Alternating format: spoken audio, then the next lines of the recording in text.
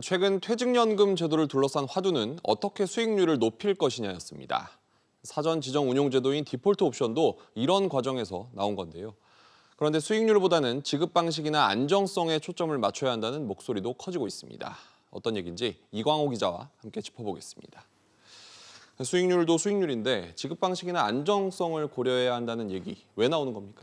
네, 사실 퇴직연금의 수익률을 높여야 한다는 주장이 나오면 꼭 나오는 반응이 나는 내 연금 자산을 최대한 안전하게 지키고 싶은데 왜 자꾸 수익률 이야기를 하느냐 이런 반응이 적지 않았습니다. 네.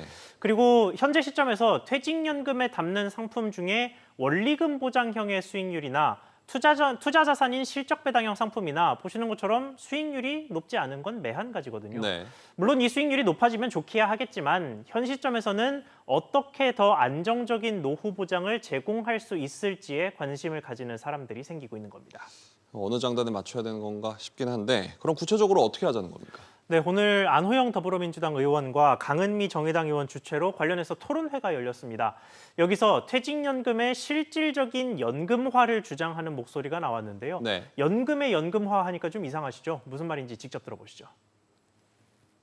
대부분이 일시금으로 받는데 그거를 연금화하자. 뭐 단계적으로 해도 좋습니다. 처음에 50%까지는 일시금 받고 50%는 연금한다가 뭐 점점 늘려서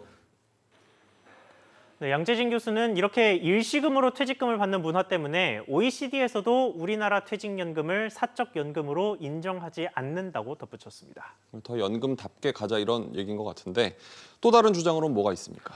네, 퇴직연금에 특히 가입자가 많은 DB형, 확정급여형이라고 하죠. 여기에 지급 안정성에 대한 지적이 있습니다. 네. 이 회사가 파산을 하는 경우에 퇴직연금을 못 받는 경우를 뜻하는 건데 재무학회에서 최근 발표된 박희진 부산대 교수의 논문 내용입니다. 논문에 따르면 지난 2019년 기준으로 임금 체불 근로자 수만 34만 5천 명에 달했는데 임금조차 못 줄 정도면 퇴직연금 역시 주지 못했을 가능성이 높을 겁니다. 네. 그리고 회사는 법적으로 근로자가 일정 근로기간을 채우면 줘야 할 퇴직금의 100%를 사회에 쌓아놔야 하는데 2019년 기준으로 실제 적립률은 64.6%에 불과했습니다. 문제 제기는 계속 나오고 있는데 대안은 있습니까? 네, 당연히 앞서 말씀드렸던 회사의 적립률 이 부분을 높이도록 하는 규제 강화가 필요하겠죠. 네. 나아가서 영국과 미국에서 도입하는 제도인데 문제가 생겼을 때 퇴직연금을 대신 내줄 수 있는 국가기금을 조성하는 방안도 대안으로 제시됐습니다. 아직까지 논의 단계인데 앞으로 어떻게 가닥을 잡을지 지켜봐야겠군요. 이 기자 잘 들었습니다.